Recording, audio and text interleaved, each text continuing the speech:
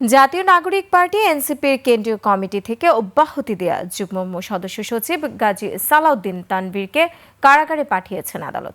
ভোরে রাজধানীর মণিপুর এলাকা থেকে তাকে গ্রেফতার করে বগুড়া জেলা পুলিশ। সকালে আদালত চত্বরে তাকে লক্ষ্য করে ডিম নিক্ষেপ করেন ছাত্রদলের বিক্ষুব্ধ কর্মীরা। বগুড়া প্রতিনিধি আবুল কালাম আজাদের তথ্য ভিডিওতে আরো জানাচ্ছেন মনোয়ার হোসাইন। প্রধানমন্ত্রী তারেক রহমানকে নিয়ে ফেসবুকে আপত্তিকর পোস্ট দেয় গত ৩১ জুলাই এনসিপি থেকে গাজী সালাউদ্দিন তানভীরকে সাময়িক অব্যাহতি দেওয়া হয়।